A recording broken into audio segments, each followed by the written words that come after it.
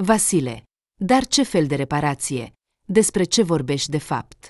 Noi abia ne descurcăm financiar. În apartamentul nostru este imposibil să trăim, iar tu vorbești despre apartamentul bunicii. Ar trebui să-l vindem, pentru că nu avem bani nici pentru utilități. Se plângea Elena, când soțul i-a spus că intenționează să renoveze vechiul apartament al bunicii, pe care l-a moștenit recent.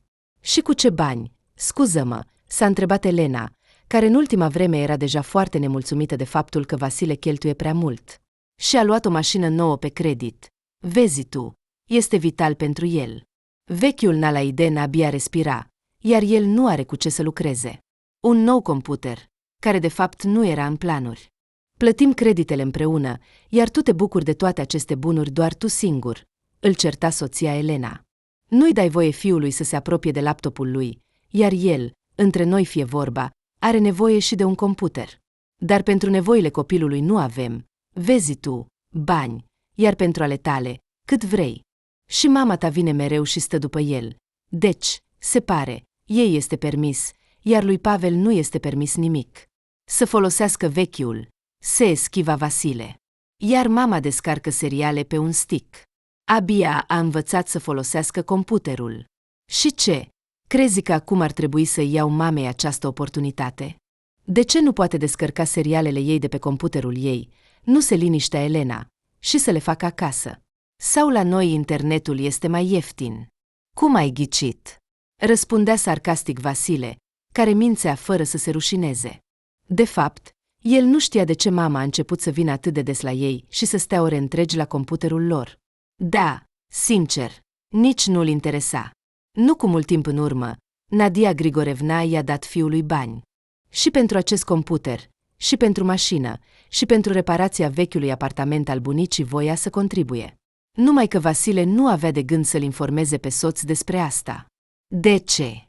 Dacă poate să-i pună soției un alt credit și să contribuie el cu câte 5.000 pe lună. Da, cinic, dar foarte inteligent și bine gândit. Elena oricum câștigă mai mult.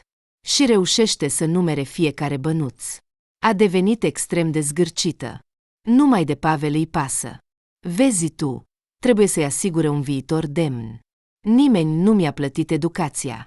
Vasile se enerva și nimic. După cum vezi, s-a descurcat cum a putut în viață. Lucrez și aduc chiar și bani în familie. Iată că și Pavel va crește, se va descurca singur. Nu trebuie să-l răsfeți. Dacă îl răsfeți, apoi nu te mai descurci. Da, desigur, zâmbea amar Elena. Am visat toată viața ca fiul meu să fie un șomer. Ah, da, scuză-mă, tu lucrezi și ca curier. Cum am putut să uit asta? Un viitor demn, nu-i așa? Tu însuți nu ai realizat nimic în viață și îi dorești același lucru și fiului. Numai că eu nu voi permite asta. Nu pentru asta am muncit atât de mulți ani, ca fiul meu să fie apoi nimeni și să nu aibă nume. De ce te-ai căsătorit cu mine atunci? Se revolta Vasile. Ar fi trebuit să-ți găsești pe cineva mai bun, dacă eu sunt atât de rău. Ar fi trebuit să-ți cauți un milionar. Numai că nu i-ai fi fost de niciun folos. Milionarilor le plac fetele frumoase, iar tu, și tu înțelegi totul foarte bine. O asemenea nesimțire soțul nu și-a permis niciodată. Elena a fost șocată de astfel de afirmații. Cât de mult s-a îndrăznit Vasile în toți acești ani de viață pe seama ei, încât să-i vină în minte să spună așa ceva. Elena era indignată până în adâncul sufletului, cât de mult s-a săturat de toate acestea. Era pur și simplu imposibil de descris în cuvinte cât de obosită era de tot ce se întâmpla în ultima vreme în familia lor. Nu se poate spune că până în acel moment viața lor cu Vasile a fost lină și fără nori, dar soțul nu și-a permis niciodată să fie obraznic. Înțelegea că, totuși, sub aripa soției era mult mai bine decât la mama, care, deși nu putea să o suporte pe noră, era totuși fericită că fiul în sfârșit s-a căsătorit. Asta pe cuvinte. Nadia Grigorevna nu făcea altceva decât să-l laude pe Vasile. De fapt, în adâncul sufletului, ea înțelegea ce reprezintă el, la fel cum înțelegea că nu sunt atât de mulți pretendenți pentru un bărbat obișnuit cu un salariu mediu, iar Elena, oricât de-ar fi fost ea, era o opțiune de încredere și testată, totuși au fost împreună atât de mulți ani. Nu au mâncat un singur puțol, iar dacă se vor despărți, cine va avea nevoie de el? Adevărul este că, în discuțiile de familie, Nadia Grigorevna își imagina totul complet diferit. Nu pierdea nicio ocazie de a o umili pe noră. Elena a învățat de mult să privească cu indulgență afirmațiile soacrei. Nu voia să se certe cu ruda. Era o pierdere de timp complet inutilă. Orice ar fi spus Elena Nadiei Grigorevna, totul era degeaba, ca și cum ar fi vorbit cu un zid. Nu se poate face nimic. Forțat, drag nu va fi, și este greu de imaginat acea femeie care ar fi plăcut acestei măgări. Din fericire, Nadia Constantinovna nu intervenea prea activ în viața soților. Venea în vizite extrem de rar, în ultima vreme a început să vină mai des, ceea ce nu putea să nu o îngrijoreze pe Elena. Vasile, în indignarea soției, desigur, nu înțelegea și nu împărtășea. De fapt, îndrăznesc să-ți amintesc că este apartamentul mamei. Se amuza de fiecare dată când Elena începea să-l întrebe de ce mama lui a început să vină atât de des în vizită.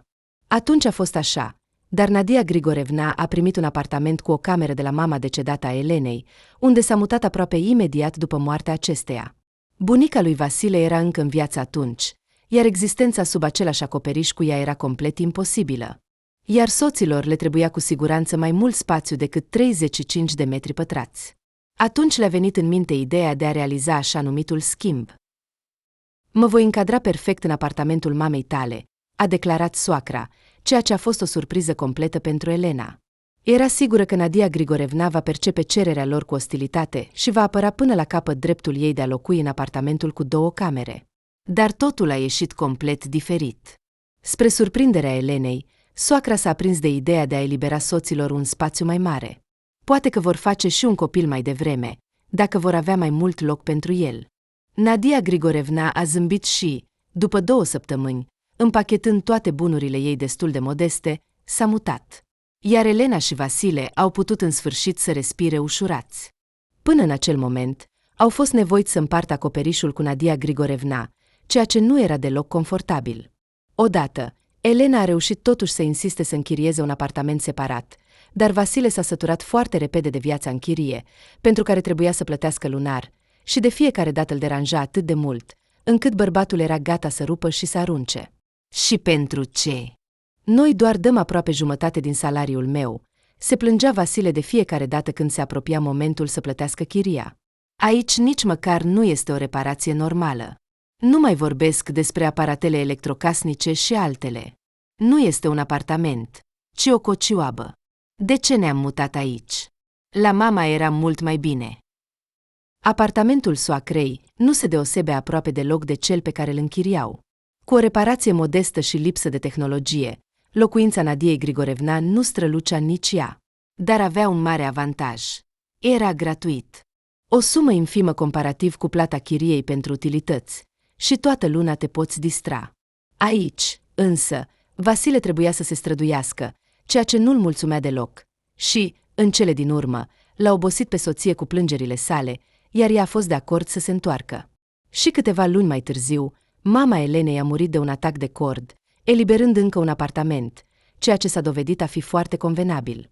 Vasile, deși nu era încântat de viitoarea mutare într-un apartament cu o cameră, dar totuși era un început pentru viitor. Și cât de fericit a fost când situația s-a rezolvat de la sine, și încă în cel mai bun mod pentru soț. După un timp de la mutarea mamei, s-a născut mult așteptatul copil, despre care soacra nu-i păsa deloc. Doar pe cuvinte, Nadia Grigorevna dorea atât de mult să devină bunică, încât era gata să facă orice. Dar în realitate, totul s-a dovedit complet diferit. Elena a îndrăznit să sugereze că soacra să o ajute cu copilul, iar aceasta a acuzat-o imediat pe noră de lene și neglijență. Stai acasă în concediu de maternitate, a strigat Nadia Grigorevna. Nu faci nimic, iar eu trebuie să alerg pentru a avea grijă de nepot. Nu mai am nevoie de nimic. Eu, între noi fie vorba, nu mai tineresc. Iar când eram în vârsta ta, mă descurcam singură cu fiul meu. Așa că și tu te vei descurca. Nu ți se va întâmpla nimic. Dormi mai puțin, trezește-te mai devreme. Și vei fi fericită. După această conversație, relațiile deja imperfecte dintre noră și soacră s-au deteriorat brusc. Elena se agita ca o veveriță în roată, reușind să aibă grijă de Pavel și să se ocupe de treburile casnice, ceea ce era o povară foarte mare pentru ea. De fapt, era mult mai ușor pentru o femeie să meargă la muncă decât să fie mamă. Nu și-ar fi putut imagina că va fi atât de greu. Desigur, Elena își iubea fiul, îl iubea foarte mult, dar cum altfel? El este singurul ei fiu, dorit și așteptat, doar că nu se aștepta ca toată această povară să cadă pe umerii ei. În plus, Elena se confrunta regulat cu nemulțumirea lui Vasile, care, după cum credea el, muncea pentru 5. Nu putea fi vorba de a petrece măcar puțin timp cu fiul. Soțul se întorcea de la muncă atât de supărat, încât Elena se temea să-i spună un cuvânt. Și pentru a nu se pune în situații neplăcute, punea rapid cina pe masă și se ducea în cameră la copil. Din fericire, Pavel în copilărie era un băiat relativ liniștit, nu le provoca părinților neplăceri noaptea. Elena uneori se temea să-și imagineze ce concerturi ar fi organizat Vasile dacă Pavel ar fi strigat ca un tăiat. Și totul putea fi. Până la urmă, este un copil mic. Comportamentul lui nu este sub controlul părinților. Și dacă Elena înțelegea asta, Vasile nu. Chiar și când Pavel a crescut, din când în când, el îl irita. Așa a ieșit Vasile ca tată. Minunat! Pur și simplu nu mai am cuvinte. Când Elena s-a căsătorit, nu și-a putut imagina că relațiile lor cu soțul se vor transforma vreodată în bârfe și certuri. Nu trecea o zi fără să se certe, iar acum și blestematul de reparație să fie blestemat. Și cel mai important, Vasile discuta despre toate acestea atât de calm, de parcă ar avea milioane în conturi. Vasile nu a vrut să spună până la sfârșit că reparația este plătită de mama. Înțelegea că Elena ar putea avea niște suspiciuni complet inutile. Va începe să întrebe, să cerceteze, ceea ce era complet deprisos. Dar când seara a încetat să mai fie plictisitoare, iar Elena era gata să-i facă soțului o ceartă și mai mare, Vasile a decis totuși că a venit momentul să o liniștească. Reparația a promis că o va plăti mama. A strigat el, ascultând fluxul de cuvinte al soției, care vorbea și nu se putea opri. Auzind că soacra plănuiește să se deschidă la cheltuieli, Elena a fost șocată. Cele mai rele așteptări ale lui Vasile s-au confirmat. Soția a început să întrebe de unde are Nadia Grigorevna brusc atâția bani. Ea se plânge mereu că nu-i ajunge pentru una, pentru alta. A zâmbit sarcastic, iar acum, brusc, reparație și încă una capitală. Apartamentul bunicii tale, scuză-mă, seamănă mai mult cu o colibă. Acolo trebuie făcut totul, de la A la Z chiar și cablurile trebuie schimbate, căci nu se știe când se va aprinde ceva. Și de unde, îngăduie-mi să întreb, a obținut o asemenea sumă fabuloasă, respectata Nadia Grigorevna? De unde să știu eu? Răspundea Vasile. Ce? Mă bag în buzunarul ei. Mie nu-mi pasă. A spus că va plăti, înseamnă că va plăti. Iar restul nu ar trebui să mă mai intereseze. Planul lui Vasile a eșuat. El spera că Elena, după lungi negocieri și certuri, va scutura pușculița, iar Vasile va prinde din nou o sumă rotundă pe gratis, așa cum a fost cu un credit și cu altul. Dar, din păcate, de data aceasta nu a reușit să o învârtă pe soție în jurul degetului. Cu ce Vasile a trebuit să se împace, el era sigur că mama lui nu o va da de gol. Ea nu i-a spus niciun cuvânt Elenei, nici despre computer, nici despre mașină. Probabil că nu s-ar fi apucat să discute despre reparație. Dar, bine, s-a gândit el în cele din urmă, totul are avantajele sale. Cel puțin, acum Elena se va liniști și va înceta să-mi facă isterii din nimic, iar eu voi putea respira ușurat și după muncă să mă odihnesc și nu să particip la următoarele certuri de familie. Gândindu-se astfel, Vasile nu putea să-și imagineze ce gând profund a sădit în mintea soției și că Elena nu se va liniști până nu va descoperi adevărul. Știa că Nadia Grigorevna este o adevărată caz. Și dacă soacra a avut brusc bani, Nora trebuie să știe. Dar poate că a luat un credit de milioane. Și ce atunci? Apoi va veni la ei cu Vasile și va începe să se plângă că trebuie să plătească. De la Nadia Grigorevna se putea aștepta orice. Numai că Elena nu știa cum să o aducă la adevăr și a decis că, din moment ce Vasile i-a spus despre reparație, iar soacra oricum vine constant la ei în vizită, adesea făcând asta chiar fără invitație, atunci poate să o întrebe deschis de unde are banii? La un răspuns adecvat Elena nu se aștepta, dar voia foarte mult să vadă reacția. Poate că asta o va ajuta să clarifice. Și în general. De ce, așa se întreabă, ar trebui să plătească creditele pentru mașină și computer? Dacă Nadia Grigorevna are bani, de ce nu ar putea să se deschidă mai întâi pentru asta? Întrebările soacrei nu i-au plăcut deloc nurorii. Ea le-a perceput imediat cu ostilitate și a declarat că Elena, vezi tu, se bagă în treburile altora. Ce drept ai să-mi pui astfel de întrebări? S-a revoltat Nadia Grigorevna. Ce este asta? Banii mei și ai lui Vasile nu au absolut nimic de a face cu tine. Au fost moșteniți de la bunica decedată. Iar apartamentul vrem să-l renovăm, pentru orice eventualitate. Poate că fiul meu va dori să se despartă de tine și unde va locui cu noua soție. Dar nu pe capul meu, în primul rând. Și în al doilea rând, știi cum cresc prețurile la chirie? Vom închiria. Mie nu-mi strică un venit suplimentar. Eu nu mai sunt tânără. Poate că va fi nevoie de ceva. Iar pe voi, familia mea foarte respectată, nu mă pot baza. De la tine nu este niciun folos. Tu-ți cheltuiești toți banii doar pe Pavel, iar eu ce să fac? În general, Elena, nu te băga, te rog, în treburile altora. Ne descurcăm noi cumva. Iar în ceea ce privește mașina, este un lucru necesar pentru familia voastră. Vasile, de altfel, câștigă bani cu ajutorul ei pentru voi. Laptopul este, de asemenea, pentru familia voastră. Dar apartamentul este deja treaba noastră personală cu fiul. L-a moștenit de la noi și nu te privește. V-am cedat deja apartamentul meu, iar eu mă chinuiesc într-un apartament cu o cameră. Și toate acestea, între noi fie vorba, pentru voi, ca nepotul să crească în spațiu și să aibă o cameră lui. Wow! S-a gândit Elena, care a fost șocată de nesimțirea Nadiei Grigorevna. Iar când seara aceleași zile soțul i-a făcut o ceartă, Elena pur și simplu nu știa cum să reacționeze la toate acestea. Situația din familie a mers prea departe și nu putea continua așa, trebuia să facă ceva urgent. Ce înseamnă că am îndrăznit să o întreb pe mama ta despre bani? Se revolta Elena. Noi, de fapt, suntem o familie, sau cum? De ce trebuie să tac?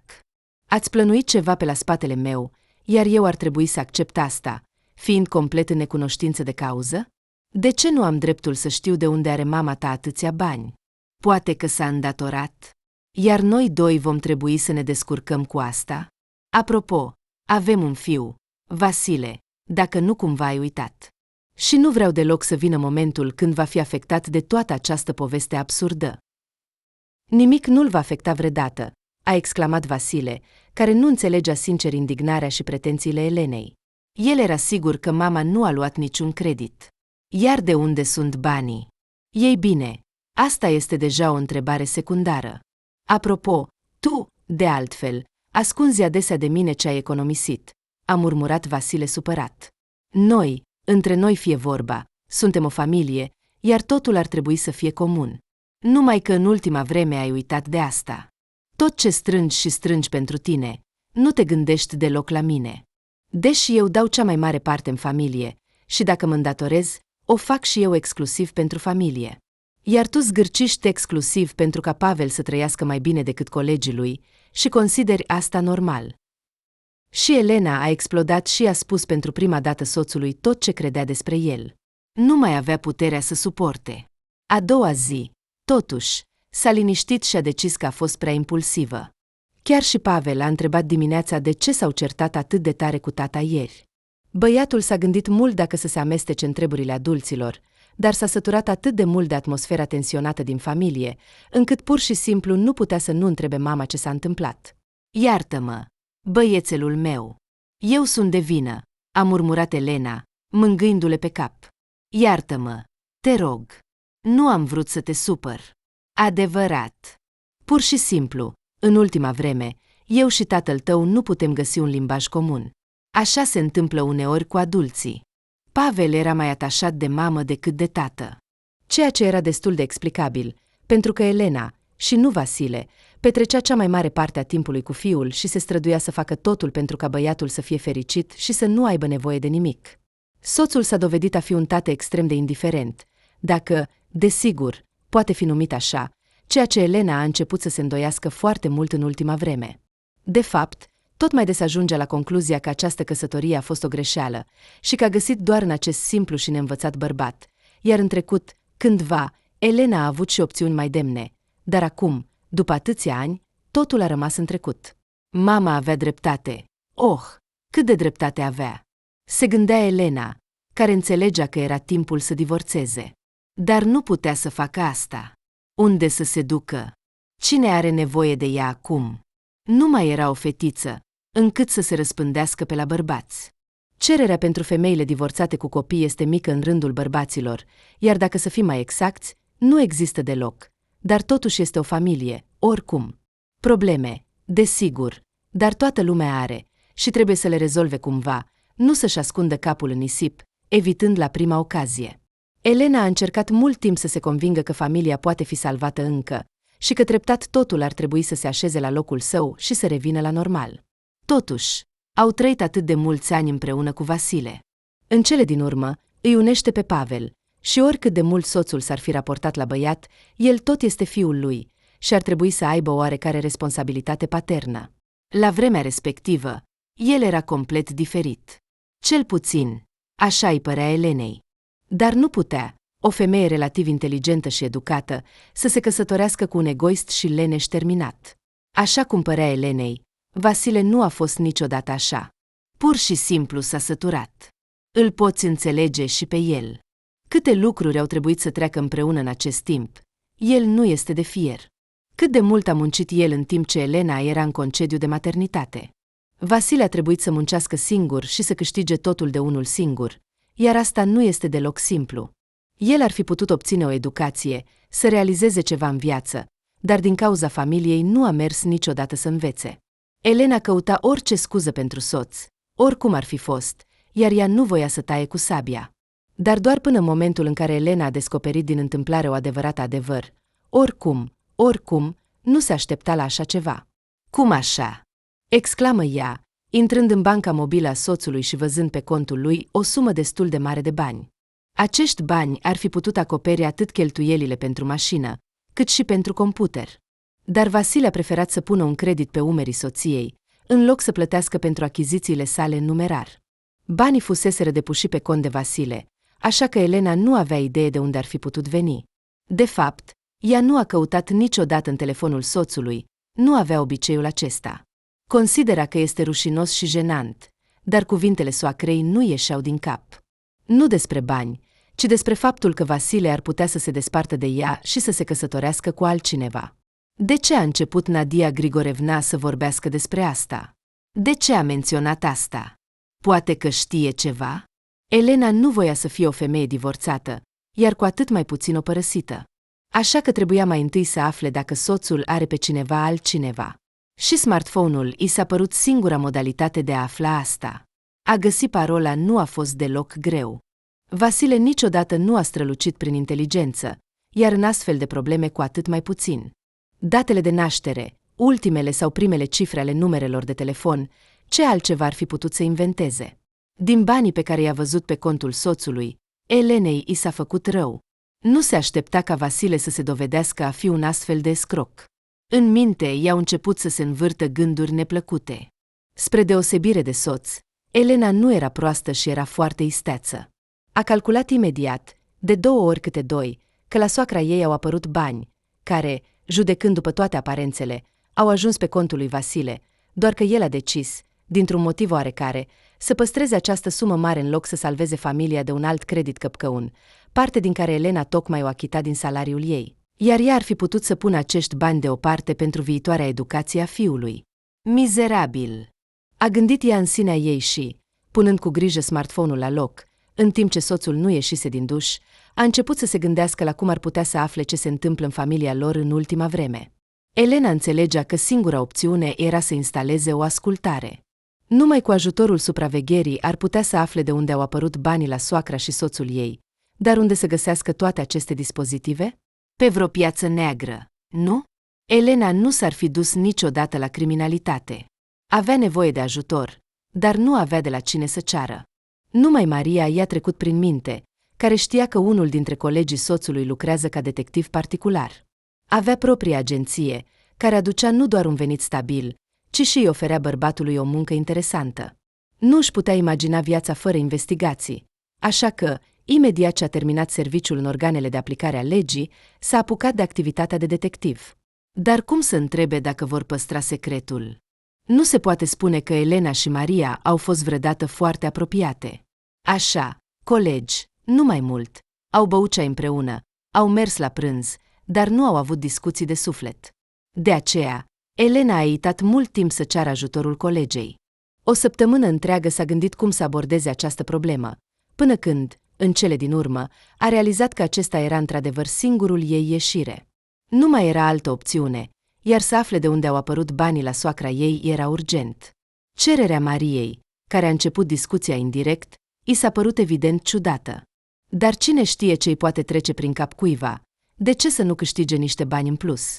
Maria a fost de acord să o ajute pe Elena să păstreze tăcerea, pentru care aceasta i-a fost foarte recunoscătoare. Nici nouă nu ne este convenabil să ne lărgim, a zâmbit Maria. Voi vorbi cu soțul meu chiar azi. Mâine sau poimine îți aduc totul. Tu doar nu întârzi cu plata. Desigur, a bâigeuit Elena, care nu putea să creadă că totul s-a dovedit atât de simplu. Și în curând va afla ce ascund Nadia Grigorievna și Vasile. De îndată ce Elena a primit dispozitivul dorit, l-a pus imediat în geanta soacrei, când aceasta a venit din nou în vizită. De îndată ce Nadia Grigorievna a pășit pragul apartamentului fiului și nurorii, s-a așezat imediat la computer, iar geanta ei, de care soacra nu se despărțea niciodată, stătea pe noptier în hol. Nadia Grigorievna era atât de absorbită încât nu observa nimic, așa că Elena nu a avut deloc dificultăți în a-și pune planul în aplicare. Era sigură că în curând va afla unde este ascuns câinele. Soacra căra peste tot geanta ei. Chiar și noaptea o punea lângă ea pe noptieră. Se părea că a purtat-o de 100 de ani. Și chiar și când au apărut banii, nu putea să se despartă de geanta ei preferată. De aceea, calculul nurorii s-a dovedit a fi corect. Chiar a doua zi, Elena a fost martoră la o conversație din care nu a înțeles nimic, în afară de un singur lucru. Nadia Grigorievna ia ceva în păstrare și ascunde în apartamentul lor. O ia de câteva ori pe săptămână, apoi vizitează fiul, pretinzând că vrea să stea pe internet și să descarce seriale pe un stick USB. Lasă acel ceva undeva în apartament, iar când misteriosul și necunoscutul este luat, primește bani. Dar ce ar putea fi? Și unde ar putea să ascundă Nadia Grigorievna? Era evident că își cunoștea apartamentul ca pe propriile sale buzunare. Fiecare colț, fiecare ungher. Dar Elena nu a văzut niciodată cum soacra scoate ceva din apartament. De câteva ori a întâlnit-o pe Nadia Grigorievna la intrare cu o geantă uriașă. În acea zi, Elena era la serviciu, iar soacra venise din nou, pretinzând că vrea să descarce seriale. Faptul că Nadia Grigorievna se comporta ca acasă în apartamentul lor nu o mai surprindea pe Nora. Se obișnuise cu asta și se împăcase. Ce altceva putea face? Dar nu putea să se certe mereu cu soțul, care, evident, își apăra mama cu toată puterea din lume din cauza vizitelor ei. O, Elena! A cirit soacra, care în acea seară era surprinzător de prietenoasă. Am venit aici, cât nu erați. Am luat câteva dintre lucrurile mele vechi, l-am hrănit pe Pavel, el a venit deja de la școală. Doar că se întoarce cam târziu.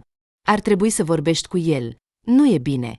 Acum e un astfel de timp. Cine știe ce. Elena nu i-a dat atunci o importanță deosebită, dar a tot venit și a venit.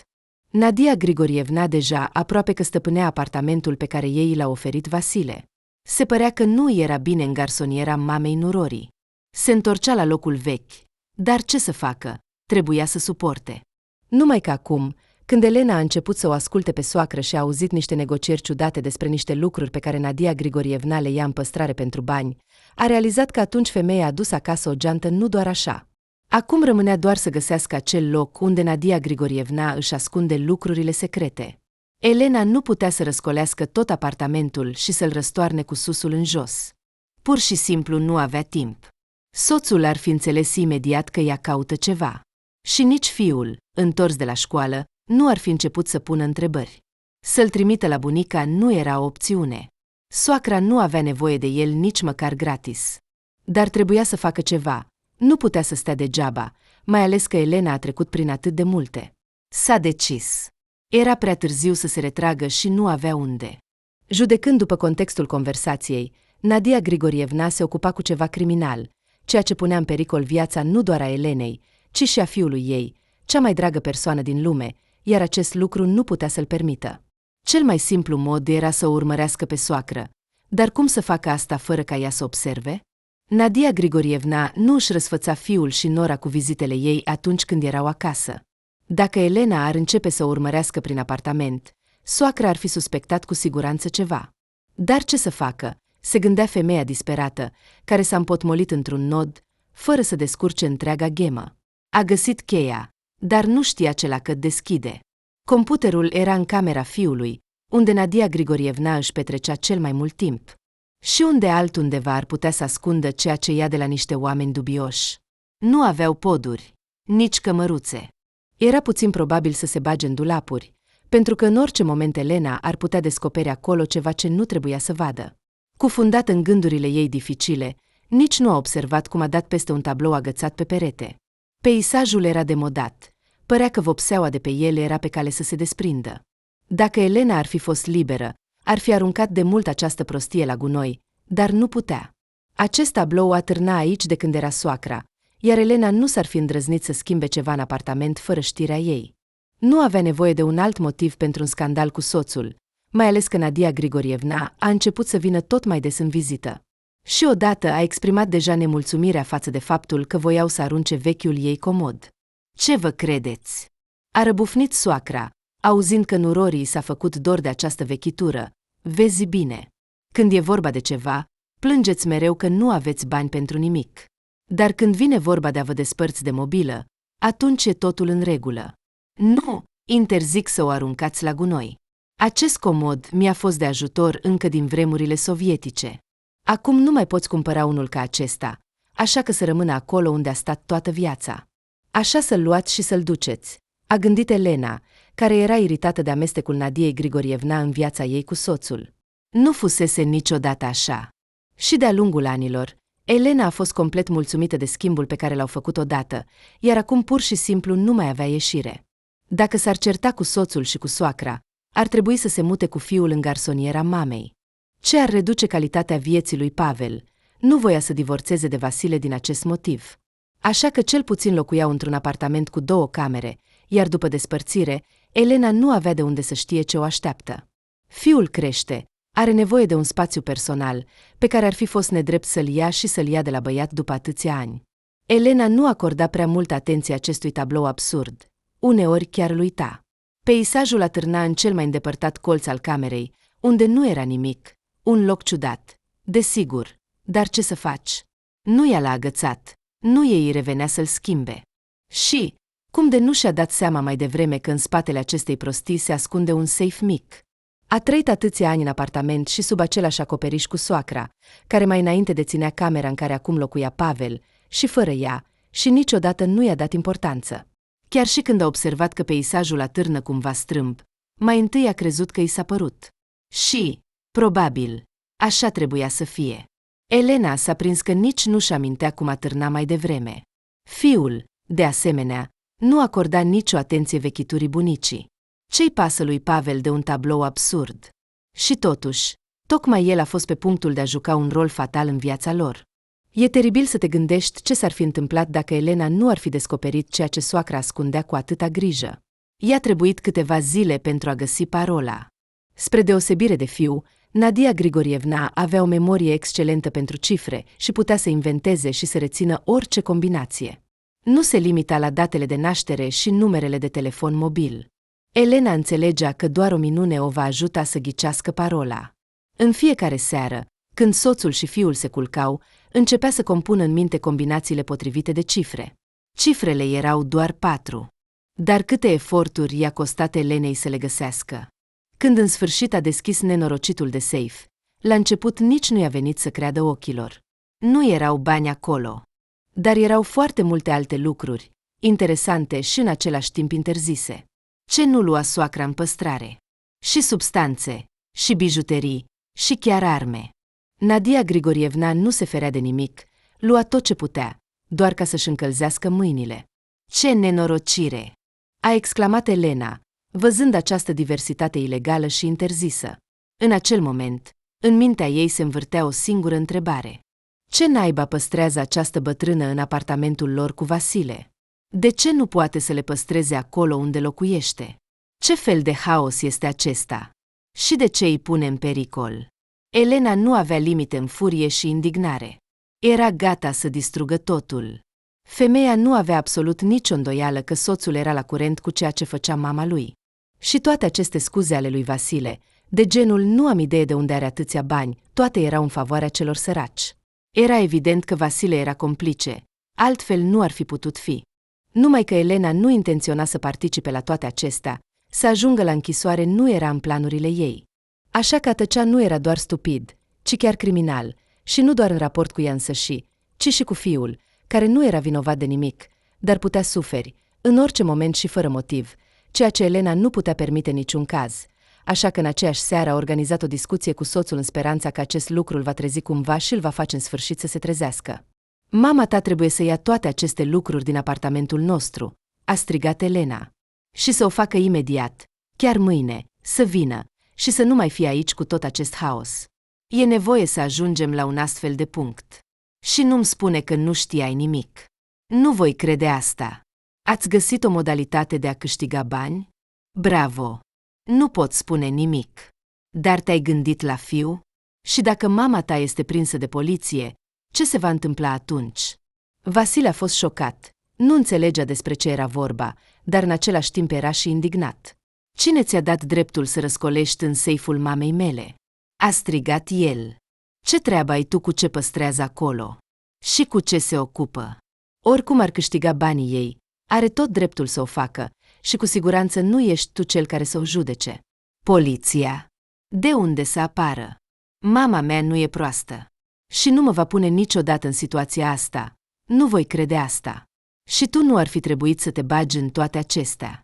Chiar nu știam ce face mama, dar chiar dacă este ceva ilegal, sunt sigur că s-a asigurat. Și ce importanță are, de fapt? Noi ce? Ne îmbogățim? Nu ne ajung banii pentru nimic. Suntem cu toții în datorii. Tu numeri fiecare bănuț, doar ca să pui deoparte ceva pentru viitorul fiului, care e încă departe, și îndrăznești să o acuzi pe mama în ceva. Elena nu a mai putut suporta, și dacă atunci când a început această discuție nu plănuia să-i dezvăluie soțului toate cărțile, după ce Vasile a reacționat atât de calm și indiferent la ceea ce făcea mama lui, a decis să spună tot ce o apăsa și o deranja. Inclusiv despre faptul că știa despre minciuna soțului, despre banii care erau pe contul lui și care ar fi fost suficienți pentru a acoperi creditul. Vasile nu se aștepta la o astfel de întorsătură a evenimentelor. A înțeles că soția a răscolit în telefonul lui, altfel de unde ar fi știut despre bani? Mama i-a dat bani cash și a cerut să-i pună pe card, ceea ce Vasile a și făcut imediat. Nu era vorba de a acoperi creditul. Mai mult, Nadia Grigorievna l-a avertizat imediat pe fiul ei că este pentru orice eventualitate. Cine știe ce se poate întâmpla, suspina ea, orice se poate întâmpla în viață. Lasă-i să stea la tine. Numai să nu te gândești să folosești acești bani pentru a-i ușura viața lui Elena. Ați luat un credit, să plătească și ea. Nu e cazul să o răsfeți, în cele din urmă. Tot ce faci este exclusiv în interesul familiei. Și ea, ca soția ta, trebuie să participe la asta. Vasile nu s-ar fi gândit niciodată că mama câștigă bani în acest fel. Dar asta nu însemna că merită să fie judecată, în cele din urmă. Fiecare supraviețuiește cum poate. Și dacă Nadia Grigorievna a considerat că așa trebuie, atunci așa trebuie, și nimeni nu are dreptul să o judece. Pentru credite pentru familie, trebuie să plătesc și eu. Dar când vine vorba de repararea apartamentului moștenit, atunci e pe cont propriu.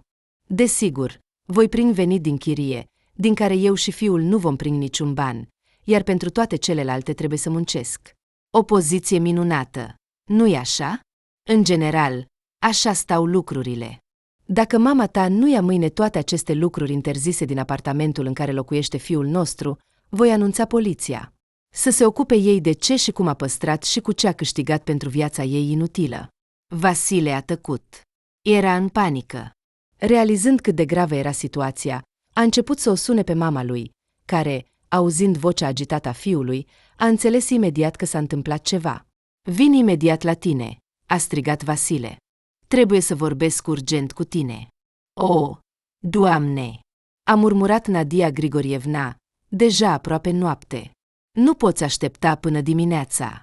Ce s-a întâmplat? Elena ta a făcut ceva? Nu la telefon, mamă, a răspuns Vasile. Și, închizând telefonul, a alergat cu toată viteza la Nadia Grigorievna, care cu siguranță nu se aștepta la o astfel de întorsătură a evenimentelor. Mama, ce ai făcut?" A început să plângă Vasile, abia trecând pragul apartamentului Nadiei Grigorievna. La început, nici nu a înțeles ce s-a întâmplat. Dar când fiul i-a povestit totul, nu știa ce să-i răspundă. Vrea să facă totul mai bine. Da, s-a asigurat. Și ce dacă? Fiule, dar ce ai face tu în locul meu? Privind în ochii lui Vasile, a întrebat Nadia Grigorievna, dar dacă ți s-ar oferi să câștigi imediat mult și fără prea mult efort, înțelegi că nu mai sunt tânără și am nevoie de bani, dar de unde să iau? Era clar că mama se apropie de sfârșitul vieții, iar chiria pentru apartament nu a fost anulată. Și simpla viață nu era deloc profitabilă. De ce mă mai justific? Tu înțelegi totul foarte bine. Cu excepția unui singur lucru, a întrerupt plângerea mamei Vasile, acela că cineva te-a îndemnat la toate acestea. Dar nu tu ai găsit oamenii care te-au implicat în toate acestea. Cineva ți-a spus despre asta, cineva ți-a sugerat. Poate ne împărtășești cine este acest om atât de deștept? Nadia Grigorievna nu dorea deloc să o dezvăluie pe Glafira. A promis că nu va spune niciodată nimănui despre ea. Și, după cum se știe, promisiunile trebuie respectate, locuiau vecini. Și în ultima vreme au început să comunice foarte mult, dar Nadia Grigorievna ar fi trebuit să vorbească măcar uneori cu cineva, căci viața a devenit așa. Nu mai avea cu cine să vorbească. Nora și fiul ei erau considerați familia ei doar în măsura în care. Pe Vasile, da, dar el era un fel de străin. Relațiile cu Elena au fost întotdeauna complicate. Soacra nu o plăcea pe Nora, iar să vorbească despre încredere și deschidere nu se punea problema. Așa că Nadia Grigorievna a început să meargă la ceaiuri la Glafira. Și atenția ei nu putea să nu observe că vecina trăiește mai bine decât mulți, inclusiv decât ea însăși. Și evident că toate aceste produse scumpe și tehnologia bună nu au fost cumpărate din pensie. Așa că de unde să ia atâția bani? Și, de asemenea, plătește pentru educația nepoatei, se pare că bunica. Cu invidie a gândit Nadia Grigorievna, mi-ar plăcea și mie așa. Glafira nu a recunoscut imediat de unde are banii. Numai după multe întrebări și după un anumit timp, când Glafira a înțeles că poate avea încredere în vecină, i-a povestit totul. Și nu ți-e frică, a șoptit Nadia Grigorievna, înțelegând că prietena ei i-a dezvăluit un secret teribil. Dar de ce să-mi fie frică? A zâmbit Glafira. Cine ar veni la mine? Cui îi pasă de mine? Tocmai de aceea fac toate acestea. Găsesc bătrâni singuri și neobservați, despre care nimeni nu s-ar gândi, le dau temporar. Și pentru păstrare plătesc bani, și nu puțini. Eu am cumpărat tehnică și am început să fac reparații încet. Trebuie să-i las nepoatei mele un apartament bun. De ce să-i mai fie de folos această cămăruță? Cu tapetul sărăcăcios și plăcile deteriorate, nu mai pasă, sunt deja bătrână, dar pentru bunica și viitorul ei fericit merită să risc. După discuția cu vecina, Nadia Grigorievna s-a aprins și ea de această idee, considerând-o foarte bună, și după un timp Glafira a pus o legătură cu oamenii de care avea nevoie. Dar trebuie să te asiguri, a avertizat ea imediat. Merg să mă întâlnesc cu ei în apartamentul închiriat, unde locuiește nepoata. E mai aproape de institut. Și am închiriat, ca să nu trebuiască să vină în fiecare zi. Asta ca, cum a spus Joric, să nu ne arătăm IP-ul sau vreo adresă. Și ne sunăm pe telefoane pe care le schimbăm constant. Joric îmi dă el însuși simurile și cumpără telefoane noi.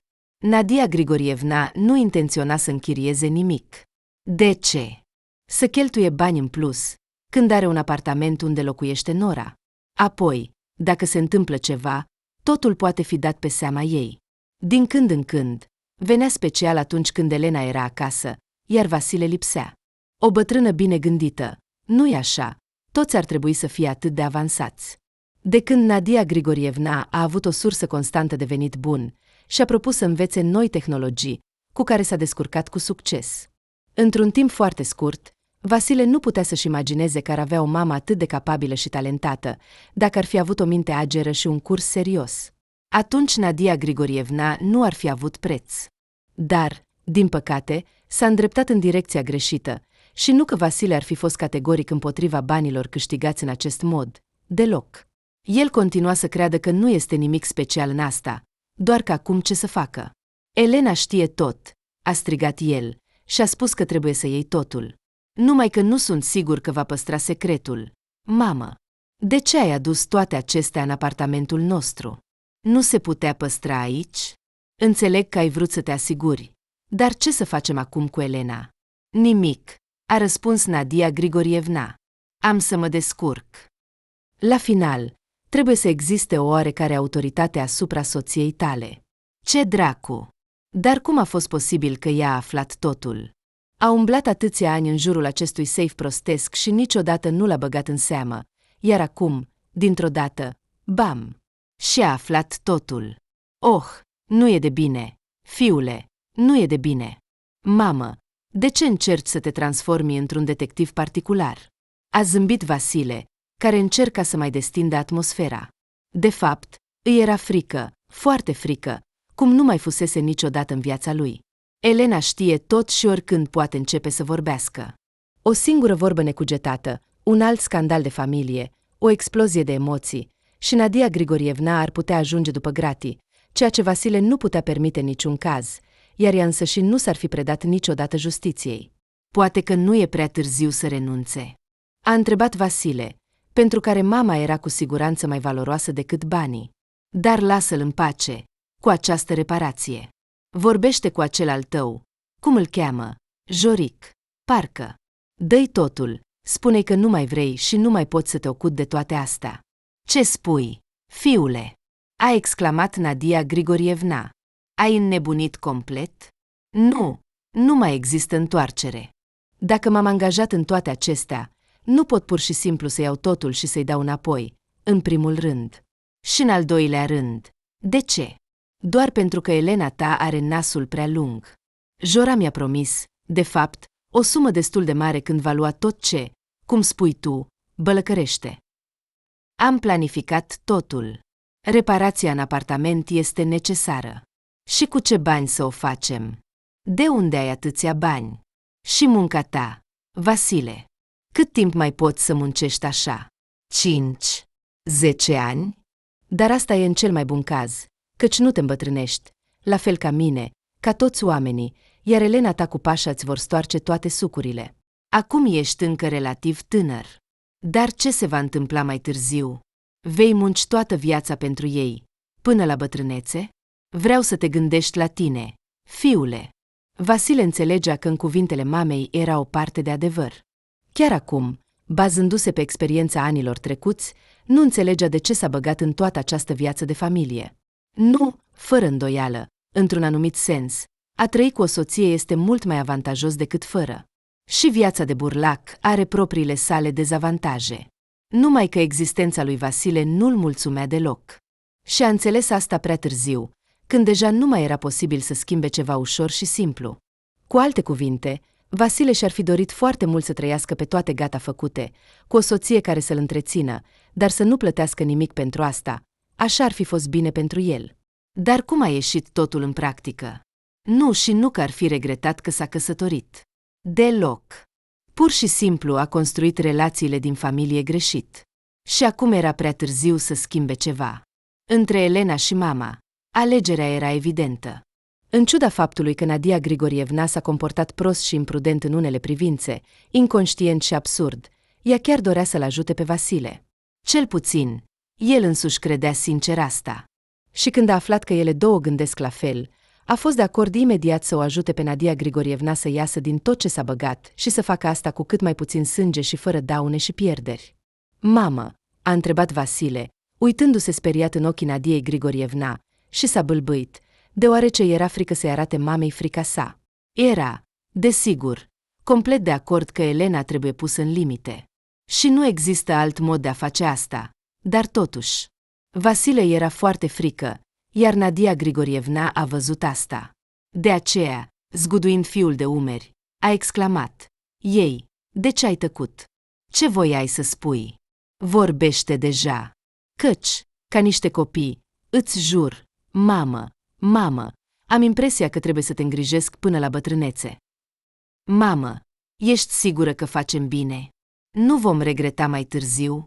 Vasile a reușit cu greu să scoată această întrebare. Reacția mamei a fost complet imprevizibilă și el știa foarte bine asta, de aceea era frică să-i arate Nadiei Grigorievna sentimentele sale adevărate. Ea doar a zâmbit, ceea ce era complet de așteptat. Cum altfel ar fi trebuit să reacționeze o mamă la întrebările și curiozitățile stupide ale fiului său? Sincer, nu înțeleg foarte bine ce ai de gând să regreți, a spus Nadia Grigorievna, strângându-și ochii. Poate de soția ta, care își bagă nasul acolo unde nu e chemată. Dar fără ea, în sfârșit, vei respira liber, vei trăi ca un om normal, nu așa cum e acum. Tot timpul sub tocuri și un singur fiu pe minte, iar de soț, adică de tine, nu-i pasă deloc. Apoi îmi vei mulțumi că am avut curajul să fac asta. Și dacă e așa, vei supraviețui, iar dacă nu ai curaj, nu-ți face griji, eu voi face totul. Îți va rămâne doar să culegi roadele. Ei bine, Doamne, să sperăm că nu vor fi prea amare, a suspinat Vasile, care înțelegea că dacă vor fi prinși, va fi sfârșitul pentru toți. În acel moment, el, desigur, se gândea în primul rând la el însuși. Nu-i păsa deloc de fiu. Nadia Grigorievna era interesată doar de libertatea ei.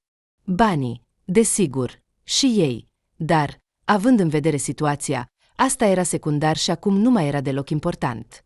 Cel mai important era să scape de Nuroră și să facă asta cât mai repede. Nadia Grigorievna s-a adresat lui Glafira pentru ajutor. Nu mai era nimeni altcineva. Știa că bătrâna are la ea câteva substanțe pentru astfel de cazuri. Se dizolvă destul de greu, murmura vecina, când Nadia Grigorievna i-a cerut o travă.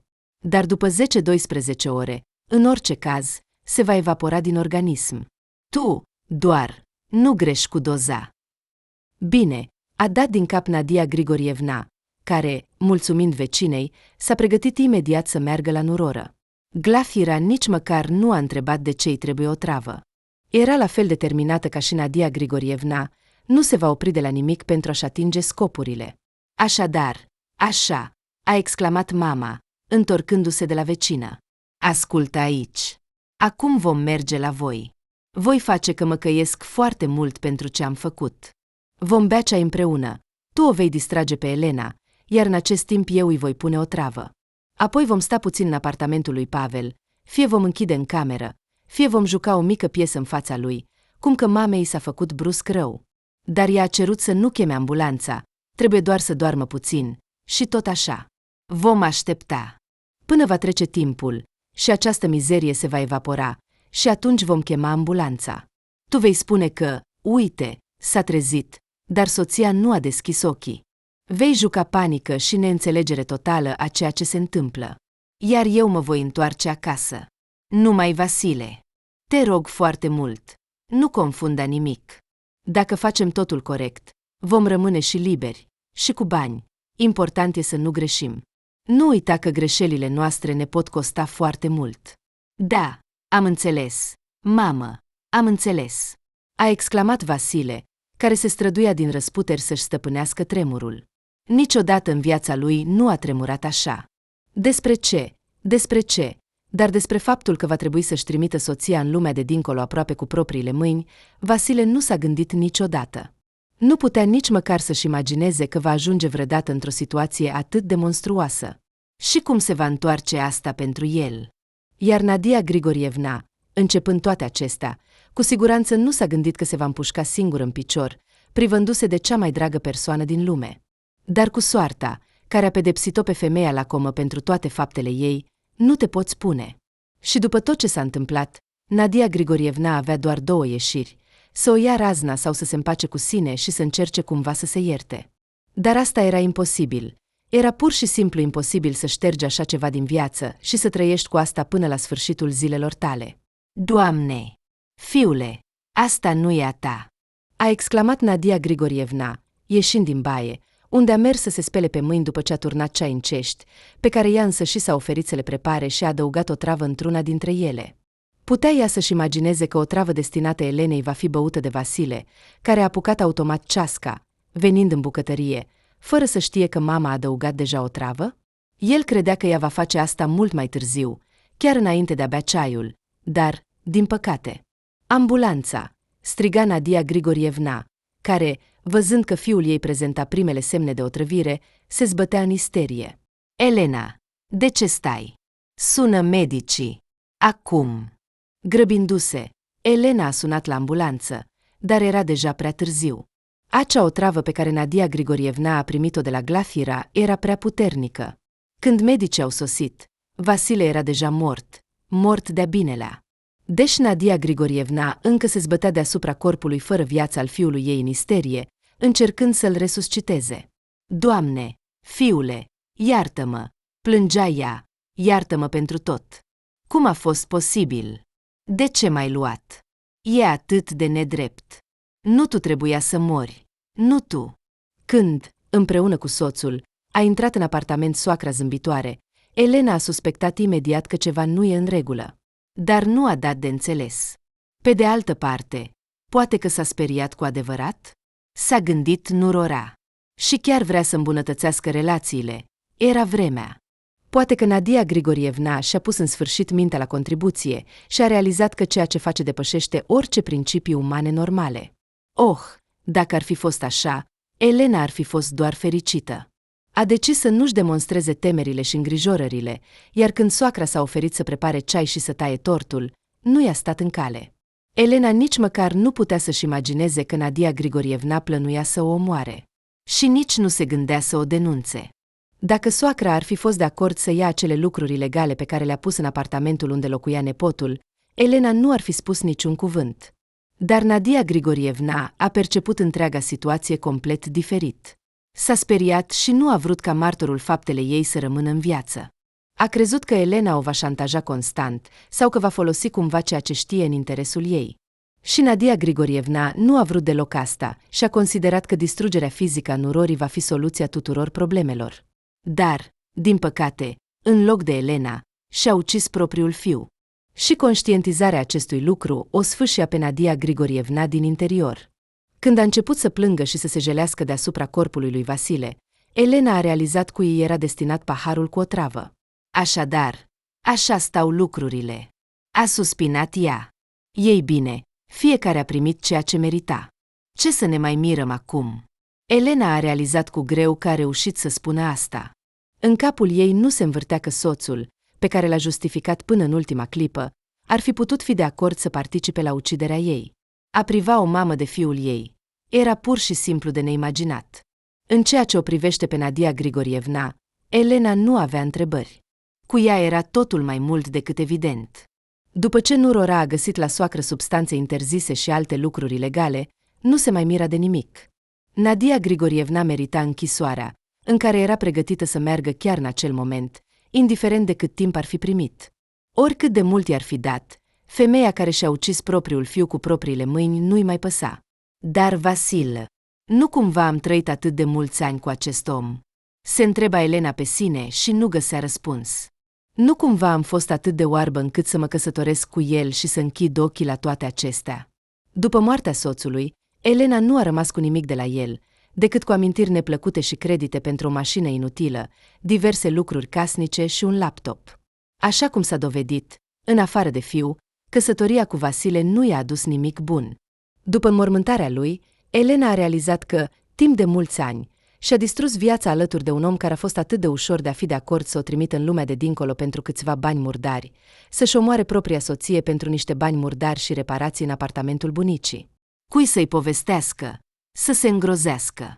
Și pentru Elena nu mai rămânea nimic altceva. După tot ce s-a întâmplat, a pus cruce pe viața ei personală și încă mult timp nu a putut să-și revină. Iar cel mai mult îi părea rău de fiul ei, care a devenit martor involuntar la tot acest coșmar și era deja suficient de mare pentru a înțelege ce s-a întâmplat. Acest lucru Elena nu putea să-și ierte, la fel cum nu putea să-și ierte faptul că a permis toate acestea, și ar fi fost o jumătate de problemă dacă totul s-ar fi terminat aici, dar nu.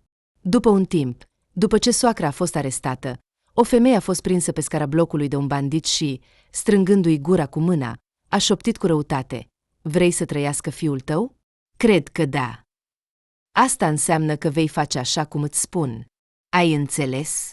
Elena a dat din cap și nu a scos niciun sunet. Viața lui Pavel era mai valoroasă pentru ea decât orice pe lume și era dispusă să facă absolut orice, doar ca să-l salveze pe băiat. "Unde este fiul meu?" a întrebat ea cu neliniște, când banditul i-a permis să vorbească.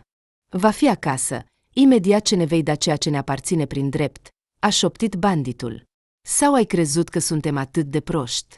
Și după ce această bătrână a fost trimisă la închisoare, ne vom întoarce după al nostru? Da, Doamne!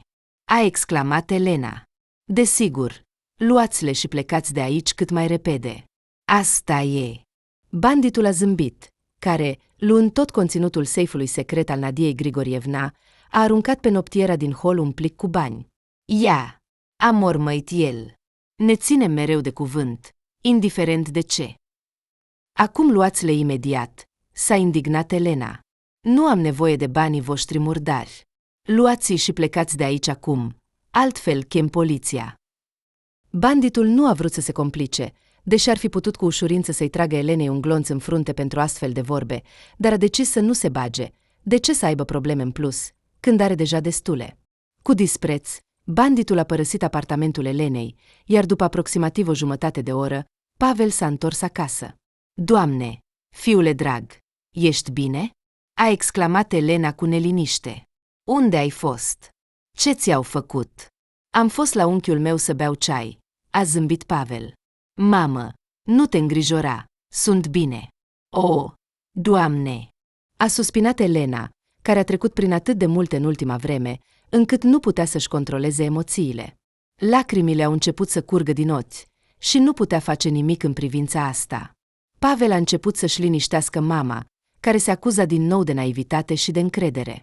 Elena se gândea serios să o viziteze pe soacră, măcar în memoria soțului, pe care totuși l-a iubit cândva, și din milă. Ce altceva să aștepte această femeie nefericită de la viață, căci a pierdut totul. Absolut totul, și a distrus atât viața ei, cât și viața fiului cu propriile mâini, și acum va petrece restul în închisoare. În ciuda tuturor, Elena era foarte compasivă și chiar și față de soacra care a încercat să o omoare, simțea milă, și dacă nu s-ar fi întâmplat toate acestea cu ea și cu Pavel, Elena ar fi mers cu siguranță la o întâlnire cu soacra, dar după tot ce s-a întâmplat, s-a răzgândit. Când și-a amintit de acel bandit de pe scară, a început să-i fie chiar frică și merita tot acest efort. Se întreba ea. Și știa cu siguranță că nu, nimic, niciun ban nu valorează viața umană și siguranța pe care soacra a pus-o în pericol din cauza lăcomiei sale. Reparația. Să se ducă dracului cu această reparație blestemată, în cele din urmă. Dacă s-ar fi hotărât, ar fi putut economisi pentru ea sau ar fi putut vinde vechea apartament a bunicii, să cumpere alta, mai simplă, dar deja renovată, și să o închirieze. Întotdeauna există o soluție, dacă există voință. Dar a se băga în criminalitate este ultimul lucru. Nadia Grigorievna înțelegea și ea asta. Doar că era deja prea târziu.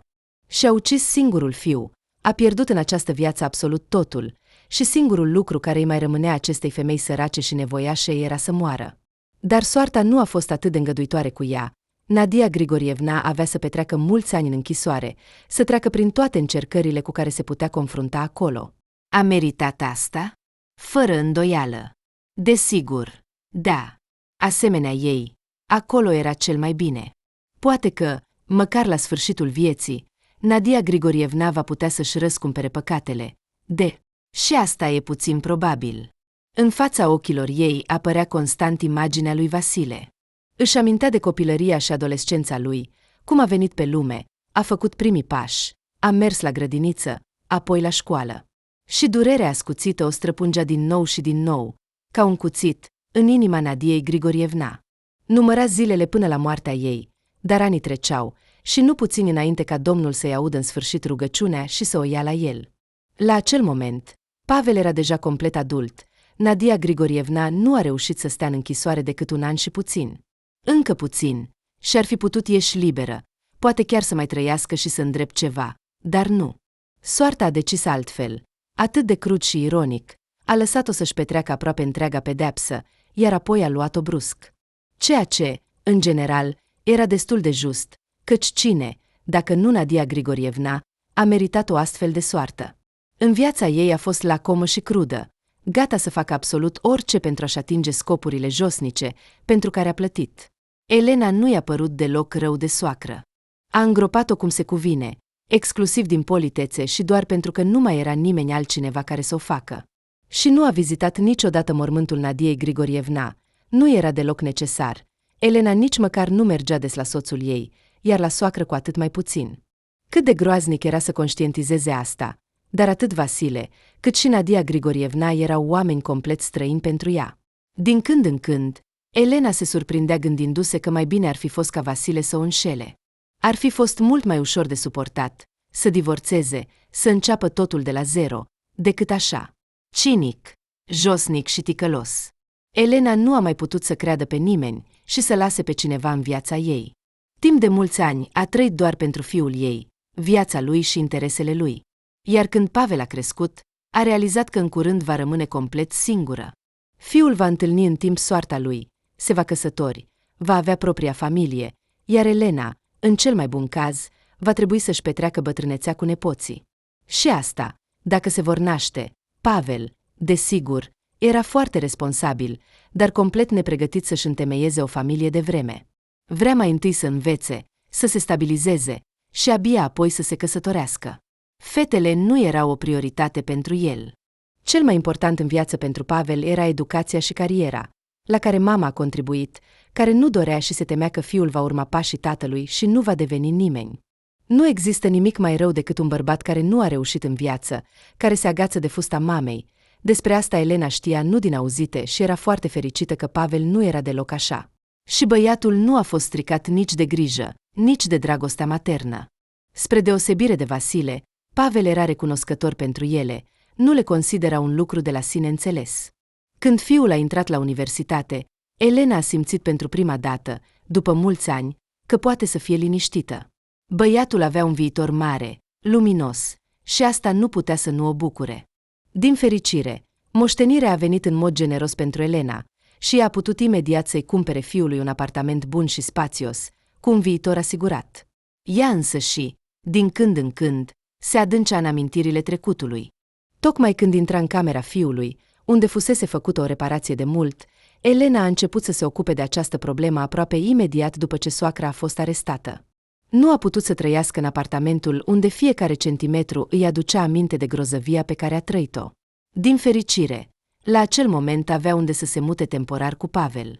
Apartamentul mamei decedate s-a eliberat, iar locuința bunicii lui Vasile acum îi aparținea și ei. Elena și-a dat cuvântul că se va întoarce în vechiul apartament doar după ce totul va fi refăcut. A cumpărat chiar și mobilă nouă. Locuința era pur și simplu de nerecunoscut. Numai locul unde fusese atârnată pictura blestemată îi amintea Elenei de tot ce s-a întâmplat în familia ei. Chiar și după reparație, nu a pus nimic în acel loc. Locul a rămas în continuare gol, doar că nu mai era pictura. Iar zidul a fost zidit de muncitori. Dar Elena totuși continua să se gândească periodic la rolul fatal pe care l-a jucat acel seif blestemat, pe care nu l-a observat timp de mulți ani, iar când l-a observat, era deja prea târziu.